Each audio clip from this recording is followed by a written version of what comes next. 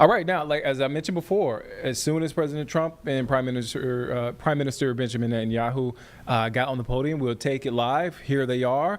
Let's take a listen in to what's being said right now. And I want to thank Bibi for really getting in there and doing a job. We've worked well together, as we have with many other countries, both of us, with many other countries, which is the only way this whole situation gets solved. And I'm not just talking about Gaza. Gaza is one thing, but we're talking about much beyond Gaza. The whole deal, everything getting solved. It's called peace in the Middle East. So today is a historic day for peace, and Prime Minister Netanyahu and I have just concluded an important meeting on many vital issues, including Iran, trade, the expansion of the Abraham Accords, and most importantly, we discussed how to end the war in Gaza, but it's just a part of the bigger picture, which is peace in the Middle East. And let's call it eternal peace in the Middle East. So this is far more than anybody expected, but the level of support that I've had from the nations in the Middle East and surrounding Israel and neighbors of Israel has been incredible, incredible. Every single one of them. This afternoon, after extensive consultation with our friends and partners throughout the region, I'm formally releasing our principles for peace, which people have really liked, I must say. And these are done not just routinely done, these are done with total consideration and working with the nations that we're talking about. All of these nations have made contributions to those suggestions. I want to thank the leaders of many Arab and Muslim nations for their tremendous support in developing the proposal, along with many of our allies in Europe. Europe has been very much involved, and as I was called by many of the European leaders, most of them saying, is this true? Are you really doing peace in the Middle East? This is the most incredible thing we've heard. Some think it's the biggest thing they've ever heard. They called just to find out, was it just a rumor or is it actually done? And then they said, have you spoken to the Arab leaders? Have you spoken to all of the other leaders that we have to get? A lot of people involved in this one. I also want to thank Prime Minister Netanyahu for agreeing to the plan and for trusting that if we work together, we can bring an end to the death and destruction that we've seen for so many years, decades, even centuries, and begin a new chapter of security, peace, and prosperity for the entire region. And I want to just say that my meetings and dialogue that we had with so many countries, Saudi Arabia as an example, the king is a phenomenal person. The Emir of Qatar, he's incredible people. UAE, and that's MBZ and ABZ. We're totally involved. These are the people that we've been dealing with and who've been actually very much involved in this negotiation, giving us ideas, things they can live with, things they can't live with. Pretty complex. I mean, after 2,000, 3,000 years, whatever it is, I guess it's got to be a little complex, or it would have been done a long time ago. The King of Jordan was with us, as you know, in the United Nations. The President of Turkey, President Erdogan, is a friend of mine, a strong man, but a good man. President of Indonesia, somebody who's an amazing leader. Prabowo, he is an amazing leader and respected by everybody. He was in the room with us. We were together with most of these people that I'm mentioning. Others were by phone or the next day.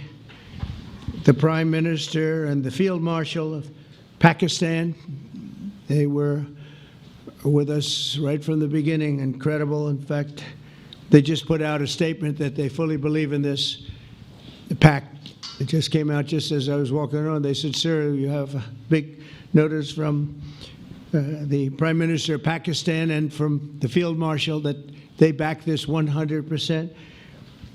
President El-Sisi of Egypt, who's terrific. And these are people I've gotten to know over the years. I mean, I would say it started around 2015. and then went into 2016 when the presidency officially began. But I've known him actually for a long time, and there are many cases, really great men. I can't say in all cases, but I will tell you, in many cases, they're great men, and some great women, too. They tend to be mostly men, however, I will say that. But if accepted by Hamas, this proposal calls for the release of all remaining hostages immediately, but in no case more than 72 hours. So the hostages are coming back, and I hate even saying this from the standpoint, doesn't sound right, but it is so important to the parents. The bodies of the young men, I believe in almost all cases, the young men are coming back immediately. I met with parents. The parents felt as strongly about getting the body of their dead boy back as they did as though the boy were alive and well. It's so important to them. And it means the immediate end to the war itself, not just Gaza. It's the war itself. Under the plan, Arab and Muslim countries have committed, and in writing in many cases, but I actually would take their word for it. The people I mentioned, I'd take their word for it, to demilitarize Gaza, and that's quickly. Decommission the military capabilities of Hamas and all other terror organizations. Do that immediately. And we're relying on the countries that I named and others to deal with Hamas. And I'm hearing that Hamas wants to get this done too, and that's a good thing. And destroy all terror infrastructure, including the tunnels, weapons of production facilities. They have a lot of production facilities that we're destroying. They'll also help train local police forces in the areas that we're discussing right now, in particular in and around Gaza, working with the new transitional authority in Gaza. All parties will agree on a timeline for Israeli forces to withdraw in phases. They'll be withdrawing in phases. No more shooting, hopefully, as progress is made toward achieving these goals. Arab and Muslim nations need to be allowed the chance to fulfill these commitments of dealing with Hamas. They have to deal with them because they were the one group that we have not dealt with. I haven't dealt with them. But the Arab countries are going to, and Muslim countries are going to be dealing with Hamas, and I believe they've already been there. I think they probably have an understanding, and they haven't maybe mentioned that, but I would imagine they do. Otherwise, they wouldn't have gone as far as they've gone. If they're unable to do so, then Israel would have the absolute right and actually our full backing, the U.S. full backing. Marco's here, and a lot of our leaders are here, our great Vice President, Susie Wiles, Steve Witkoff, Jared Kushner. They've been so involved in this process. I don't think anybody else could have done it or even come close, but it's we're right there. We're right there. First time in thousands of years, I think you can probably say, if you really look into it, if you study back, if you're a scholar, you would say thousands of years. Israel would have my full backing to finish the job of destroying the threat of Hamas. But I hope that we're going to have a deal for peace. And if Hamas rejects the deal, which is always possible, they're the only one left. Everyone else has accepted it. But I have a feeling that we're going to have a positive answer. But if not, as you know, Bibi, you'd have our full backing to do what you would have to do. Everyone understands that the ultimate result must be the elimination of any danger posed in the region, and that danger is caused by Hamas. The tyranny of terror has to end, and this is, again, something that we're looking for. This is eternity. This is for forever. To ensure the success of this effort, my plan calls for the creation of a new international oversight body, the Board of Peace, we call it, the Board of Peace, sort of a beautiful name, the Board of Peace, which will be headed, not at my request, believe me, I'm very busy, but we have to make sure this works. The leaders of the Arab world and Israel and everybody involved asked me to do this, so it would be headed by a gentleman known as President Donald J. Trump of the United States. That's what I want, is some extra work to do, but it's so important that I'm willing to do it, and we'll do it right, and we're going to put leaders from other countries on, and leaders that are very distinguished leaders, and we'll have a board, and one of the people that wants to be on the board is the UK former Prime Minister, Tony Blair, good man, very good man, and some others, and they'll be named over the next few days, and it'll be quite the board. Working, everybody wants to be on it now. I don't know if that had anything to do. They named me and everybody else wanted to be on it. I guess they figure, well, he's a soft touch. He'll be easy to deal with. Working with the World Bank and others, it will be responsible for recruiting and training a new government that will be made up of Palestinians along with highly qualified experts from all around the world. Hamas and other terrorist factions will play no role in the board, but they'll play no role in the governance of Gaza at all, directly or indirectly. As you know, thousands of Hamas leaders have been killed and soldiers have been killed. And we can never forget October 7th, but thousands have paid the price for that. And now it's time to get our hostages back and get back to trying to build something that's really great and very important. In our meeting today, Prime Minister Netanyahu was very clear about his opposition to a Palestinian state, and he continuously mentions October 7th, and I understand that. Most people do. And I understand and respect his position on many things, but what he's doing today is so good for Israel.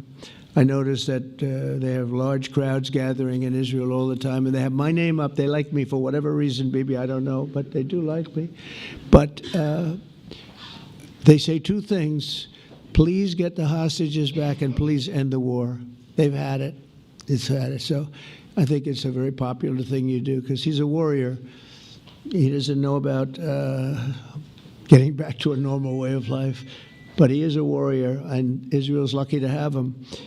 But now the people want to get back to peace. They want to get back to normalization in a true sense. Several countries have foolishly recognized the Palestinian state. As you know, some of our European friends, allies, good people, but they're really, I think, doing that because they're very tired of what's going on for so many decades. They've been presidents and prime ministers for years, and during this time, having to do with the Middle East, all they're doing is talking about the same thing over and over. They want to see it get back. And nobody wants that more than me, or I believe Bibi too. But the people of Israel want it. They really want it. They want the hostages back. That includes the probably 32 bodies that we're talking about, 20 people that are living, 32 or so people that are dead, and they want to have peace. So let us not forget how we got here. Hamas was elected by the Palestinian people. Israel withdrew from Gaza thinking they would live in peace. Remember that a long time ago? They withdrew. They said, you take it. This is our contribution to peace. But that didn't work out. That didn't work out. It was the opposite of peace. They pulled away. They let them have it. And I never forgot that, because I said, that doesn't sound like a good deal to me. As a real estate person, I mean, they gave up the ocean, right? Ron, they gave up the ocean. They said, who would do this deal? And it still didn't work out. They were very generous, actually. And they gave up the most magnificent piece of land in many ways in the Middle East. And they said, all we want to do now is have peace. And that request was not honored. Instead of building a better life for the Palestinians, Hamas diverted resources to build over 400 miles of tunnels and terror infrastructure, rocket production facilities, and hid their military command posts and launch sites in hospitals, schools, and mosques. So if you went after them, you'd be after them and you wouldn't even realize you ended up knocking out a hospital or a school or a mosque. That terrible thing, terrible way to have to fight. No fight is good, but that's a real bad one. So there are many Palestinians who wish to live in peace. Many. I've seen so many of them. And they have support. And I challenge the Palestinians to take responsibility for their destiny, because that's what we're giving them. We're giving them responsibility for their destiny, fully condemn and prohibit terrorism and earn their way to a brighter future. They don't want the life that they've had. They've had a rough life with Hamas. If the Palestinian Authority does not complete the reforms that I laid out in my vision for peace in 2020, they'll have only themselves to blame. We're giving them an amazing footprint, and they have amazing support from the leaders of the Arab world and the Muslim world, the great leaders. These are great leaders. These are unbelievable leaders that have built great countries and very wealthy countries. What the future holds for the Palestinians, no one really knows, but the plan that we put forward today is focused on ending the war immediately, getting all of our hostages back, getting everything back. Hard to believe when you even say it, and creating conditions for durable Israeli security and Palestinian success. Israeli security is going to be involved. We're going to help you. We'll be there with you in terms of helping with security. We want to make sure it works. We just want to make sure it works. There shouldn't be a shot fired. Now, there will be, I guess, because that's the way it seems to be, but there shouldn't have to be within a few days. There shouldn't have to be a shot fired. And maybe for eternity. Wouldn't that be nice? I hope it's true. I can tell you the leadership of that region feels that there's a good chance of it being true. So this will lead to this agreement that we're talking about will lead to a sustainable long-term peace. No president in history has been a greater friend of the state of Israel than I have, in addition to negotiating the Abraham Accords. I like to say it that way because the real people, that's what they call Abraham. I would say Abraham, but it's so much nicer when you say Abraham. So much more elegant. But the Abraham Accords are amazing. Jared, you did that along with your group of geniuses, and nobody thought that could be done. We have 4 countries, and Sleepy Joe Biden didn't do a thing. He didn't even know what the hell they were. He should have had them filled up. But I think this will also lead to packing them. And who knows, maybe even Iran can get in there. I hope, we hope we're going to be able to get along with Iran. I think they're going to be open to it. I really believe that. But they could be a member. I long ago said, I'll bet you at some point Iran will be a member of the Accords. And little did I realize it was going to take this turn. That was some turn we did with the B-2s. But I think they might very well be there because it's a great thing for them economically. I recognize the eternal capital of Israel. I opened the American embassy in Jerusalem. That was something that everyone said would never be done, could never be done. Virtually every president for many, many years, for decades, would campaign on making Jerusalem the capital of Israel. They campaigned on it over and over. Is that right, Steve? Is that right? Everyone, and when they got to it, and I understand why now, because it was so. When I got to office, I campaigned on it too. I said, we're going to make it. And then I'd get calls from the leaders of various countries saying, please don't do it. Please don't do it. It'll end the whole world. Please don't do it. And finally, I just didn't say anything, and I did it. People were calling me before I did it because they heard I was going to do it. And leaders of countries were calling me. And I think it was on a Thursday that I did it. And they'd call me Monday, Tuesday, Wednesday, 3-4 times a day. And I said, tell them I'll call them back on Friday. And I announced it on Thursday. And I called them back, the biggest people in the world. And they said, you've done it. I said, done what?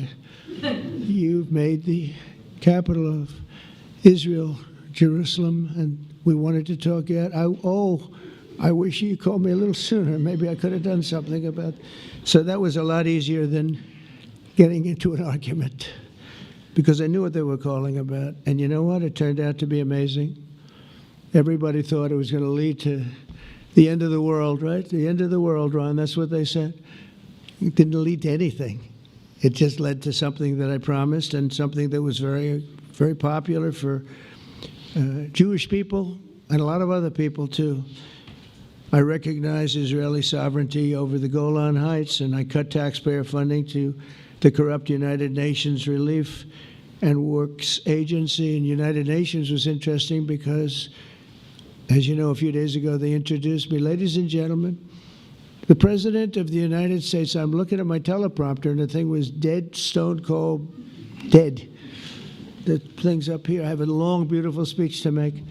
I'm back 30 feet back, and I'm saying, they're introducing me. There's nothing on my teleprompter.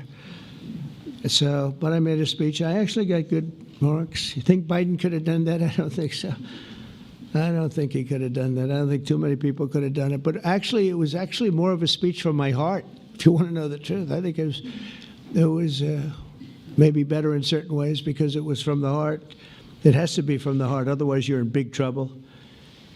But I cut taxpayer funding for that very corrupt United Nations Relief and Works Agency, and nobody thought that would be done, and withdrew from the horrible Iran nuclear deal that was imposed upon Israel by Barack Hussein Obama and Biden. And I don't think Biden knew anything about it, though. I don't think he knows anything about it now, actually, if you ask him. He'd say, what is that? And we obliterated Iran's nuclear enrichment capacity, making it impossible for them to have a nuclear weapon, which they would have had probably in about 2 months from that. But I've never asked Israel to compromise its security, but we had big, strong talk. Nobody's been better to Israel. No president's been better to Israel than Donald Trump. But we had a long, strong talk, Bibi and I, and he understands it's time. It's time. History has shown, and the people of Israel want it. And the people of the Middle East want it. The people of enemies of Israel want it, but they don't have really too many enemies right now. And you know what? Many countries have gained great respect for Israel, for the way they fight, for the job they do, including me. I had respect anyway, but they gained respect. History has shown us that those who have relations with Israel have thrived, while those who have devoted resources and attention toward the destruction and even annihilation of Israel have languished. They haven't done well. Israel is not going anywhere. They're going to coexist with other people and countries in the region, from Syria to Lebanon to Saudi Arabia. The promise of a new Middle East is so clearly within our reach. This is the closest we've ever come to real peace, not fake peace, not political fool's peace. If we can get this difficult problem solved, the opportunities for all within that vast region of this world, it's a vast region, it's unlimited. The Abraham Accords show that all countries are better off when they communicate and work together and embrace new opportunities. I hope Jared and Steve and Susie and Marco and JD, we have great people. I hope you guys are going to work very hard to get these other countries in, because now they have no excuse. There's no longer an excuse. They were somewhere hesitant. And I tell you, the 4 countries that went in, I give them tremendous credit, and it's worked out incredibly well for them. In the same spirit, I'm pleased to report that earlier today we took another important step toward greater understanding in the region. A short time ago, we had a historic phone call in the Oval Office with Prime Minister Thani, who's really a great person. So we had a great talk, and I was on the phone, and Bibi was talking. Prime Minister Al-Thani was of Qatar. They really had a heart-to-heart conversation. It was a great conversation, I thought. It was productive. It was everything that you need to have something turn out to be successful. And I want to thank Bibi, and I want to thank the Prime Minister. It was fantastic. We agreed to launch a formal trilateral mechanism between Israel, Qatar, and the United States to begin a dialogue to enhance mutual security, correct misperceptions, and avoid future misgivings. And I want to thank Qatar, its leadership, and the emir. He's a fantastic person. I think, I'm going to be his public relations man because I know him differently than a lot of people know him. But he wants peace. He wants to see peace. And his people, and they really acknowledge the critical role that they've played as mediator. And again, we're not quite finished. We have to get Hamas, but I think they're going to be able to do that. So now it's time for Hamas to accept the terms of the plan that we've put forward today. And again, this is a different Hamas than we were dealing with because I guess over 20,000 have been killed. Their leadership has been killed 3 times over. So you're really dealing with different people than we've been dealing with over the last 4 years, 5 years. Everyone has done their part and come to the table in good faith. Our Arab and Muslim partners are fully prepared to step up and fulfill their commitments for the benefit of the people of Gaza and the entire region. They're willing to step up and do a lot. They really are. There are a lot of good people involved. Everybody who wants to see an end to the violence and destruction should be united in calling for Hamas to accept the extremely fair proposal so that we can end the war and get us back our hostages right now and have everlasting peace. And I look forward to having relationships with everyone. As the chairman of the board, I'll be involved, and we'll have meetings with some very smart people that'll be working over there to make sure that we haven't just been wasting time with an agreement that doesn't get done. The task of building peace will not be easy. There's some of the hardest problems in the world to solve, and that's why it's been going on for so many centuries. But too many lives are at stake not to try, and this was more than a try. I mean, I think this is something that gets done when you have virtually every country, and these are powerful, powerful countries that have a lot of money, and the money can make things happen. A lot of countries try, and they don't have any money. These are very rich countries that can make things happen. So together we'll forge a much safer and more hopeful future for everybody, including Israel. And I want to thank Prime Minister Netanyahu for his partnership, and I want to thank all of the leaders, the kings and the emirs and the presidents and prime ministers, people I mentioned. And they've been absolutely fantastic to work with, and it's just happened very quickly. It's happened from a couple of weeks before I had a couple of meetings, but a couple of weeks before we went to the United Nations, and we had some incredible meetings. It all came to place. It all took place, and everybody wanted to be a part of it. I don't have anybody that's saying we don't want anything to do with it. It's just the opposite. And I'll tell you, a couple of years ago, a year ago, I don't think we would have had this kind of participation, Mr. VP, right? I don't think we would have had. It's been amazing. The participation was 100%. Everybody wants to be a part of it. And everybody, those very strong countries, everybody wants it to work. So, Bibi, congratulations on this. I think this will be your crowning achievement, frankly. If this all works out, we think it will. It's going to be your crowning achievement, and I want to thank you very much for being here. Thank you. Please. Thank you. Thank you. Mr. President, first I want to thank you for graciously hosting me once again in the White House. And second, I want to thank you for your friendship and for your leadership. From Jerusalem to Tehran, from the Golan Heights to Gaza, you've proven time and again what I've said many times. You are the greatest friend that Israel has ever had in the White House. And Mr. President, you and I both know it's not even close. While you focus at home on making America great again, your leadership abroad is changing the world for the better, ending wars and advancing peace. I believe that today we're taking a critical step towards both ending the war in Gaza and setting the stage for dramatically advancing peace in the Middle East, and I think beyond the Middle East, in very important Muslim countries. I support your plan to end the war in Gaza, which achieves our war aims.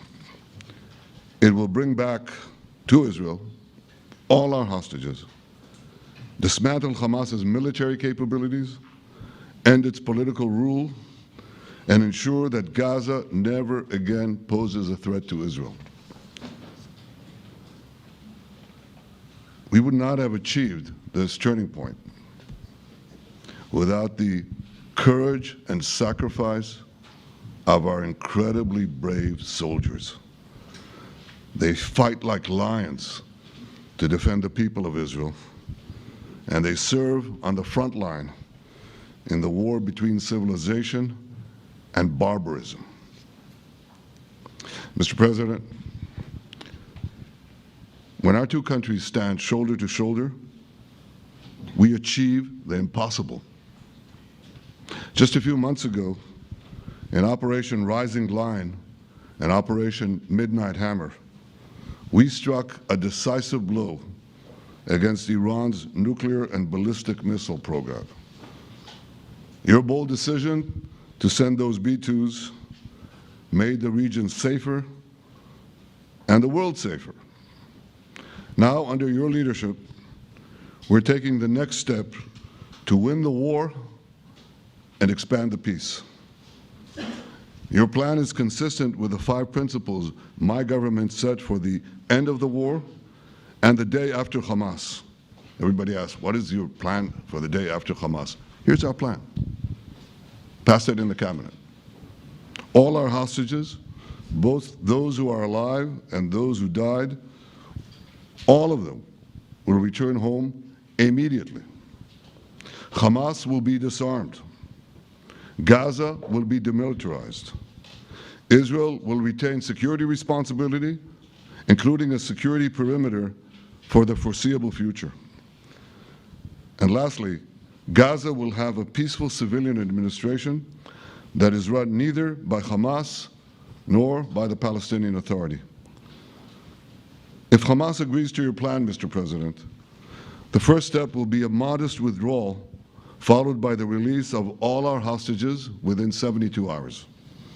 The next step will be the establishment of an international body charged with fully disarming Hamas and demilitarizing Gaza.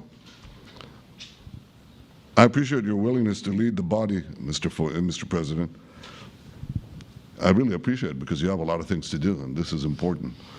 And it reflects the confidence that this will give everyone, that things will be followed up on all the commitments made. The fact that you're taking this on, I think, helps a lot to make sure that everything flows in the direction that we want. Now, if this international body succeeds, we will have permanently ended the war. Israel will conduct further withdrawals linked to the extent of disarmament and demilitarization, but will remain in the security perimeter for the foreseeable future. I think we should understand that we're giving everybody a chance to have this done peacefully, something that will achieve all our war objectives without any further bloodshed. But if Hamas rejects your plan, Mr. President, or if they supposedly accept it and then basically do everything to counter it, then Israel will finish the job by itself. This can be done the easy way, or it can be done the hard way, but it will be done. We prefer the easy way, but it has to be done. All these goals must be achieved because we didn't fight this horrible fight, sacrifice the finest of our young men to have Hamas stay in Gaza and threaten us again and again and again with these horrific massacres. Mr. President, I was encouraged by your clear statement at the UN against the recognition of a Palestinian state. That would be an outcome that, after October 7th, would reward terrorism, undermine security, and endanger Israel's very existence. As for the Palestinian Authority, I appreciate your firm position that the PA could have no role whatsoever in Gaza without undergoing a radical and genuine transformation. In your 2020 peace plan, which you mentioned just now, you made clear what that transformation requires. It's not lip service. It's not checking a box. It's a fundamental, genuine, and enduring transformation.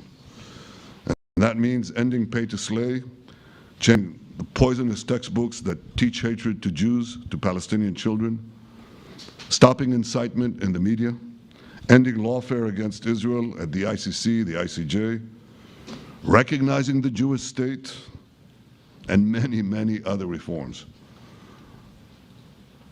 It won't come as a surprise to you that the vast majority of Israelis have no faith that the PA Leopard will change its spots. But rather than wait for this miraculous transformation, your plan provides a practical and realistic path forward for Gaza in the coming years, in which Gaza will be administered neither by Hamas nor the Palestinian Authority, but by those committed to a genuine peace with Israel. I think this can be not only a new beginning for Gaza, I think it can be a new beginning for the entire region. Under your leadership, we can re-energize, well, I've got to contribute my own, we can re-energize the Abraham Accords. That's what it's called in the original Hebrew, Abraham. Abraham is fine, Abraham, however you want to call it. Under your leadership, Mr. President, we can re-energize the Abraham Accords that we forged 5 years ago. We can expand them to many more Arab and Muslim nations that choose moderation over extremism. I think there's an opportunity here. It's not going to be easy, it's tough going, but I think if we succeed, you're absolutely right. We're going to open possibilities that nobody even dreamed of. But I think we dream of them. As you've told me, Mr. President, and you've told the world many, many times, you said, remember October 7th. Remember October 7th. And we do. We will never forget the horrors of October 7th, and we will do whatever is necessary to make sure they don't happen again. Since October 7th, Israel's enemies have learned a hard truth. Those who attack us pay a heavy price, but those who partner with us advance progress and security for their peoples. President Trump just said it. It's also in the Bible. It says, those who will bless you will be blessed, and those who will curse you will be cursed. And that's actually what is happening. We want the blessings. I think we've done a lot in the past 2 years to end the curse. We're not finished, but we've done a lot. And we've done a lot together to end the curse. I want to thank your entire team for their efforts to get to this point. I especially want to thank Steve Witkoff and Jared Kushner for their indefatigable work to bring Israel and Arab states in the region closer together. I am deeply grateful to both of them for their work. We had a phone call today just to make it clear. I said to the Prime Minister of Qatar, Israel was targeting terrorists, wasn't targeting Qatar. And of course, we regretted the loss of the Qatari citizen. It wasn't our target. And I very much appreciate President Trump's proposal to have a trilateral body, the United States, Israel, and Qatar, to work out respective grievances. There are quite a few. But if we could try to mitigate them or put it on a different footing, I think that would be good for everyone. Above all the people, the fine team, and many helpers who've done this, I want to thank you, Mr. President. History has already shown that under your leadership, Israel and America can change the face of the Middle East. And today I'm hopeful that your plan to end the war in Gaza will do so again and do so soon. It will free our hostages, end Hamas's tyranny in Gaza, and enable a more secure and prosperous future for the peoples of our region. Thank you, Mr. President. May God bless America. May God bless Israel.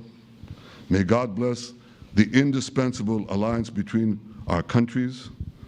And may I add in Hebrew, G'mal Chatima Tova, may we all be inscribed in the book of life. Thank you. Thank you very much, Bibi. So I think while we wait for these documents to be signed and get everybody in line, I think it maybe is not really appropriate to take questions. I'm meeting with, as you know, a couple of Democrats in a little while about the country, about keeping our country open. They're going to have to do some things because their ideas are not very good ones. They're very bad for our country. So we'll see how that works out. But this is something that was really historic today. This was something that was amazing. I think, Bibi, I mean, depending on you, I think while we're waiting for signatures and waiting for approvals from a lot of different countries that are involved in this, we probably shouldn't take questions, or would you like to take a question or two from perhaps a friendly Israeli reporter, if there's such a thing? That's a very, very tough proposition. But I would think, Mr. President, that I would go by your instinct that this is, we'll have enough time for questions. Let's settle the issue first, I think. No. Thank you very much, everybody. Thank you.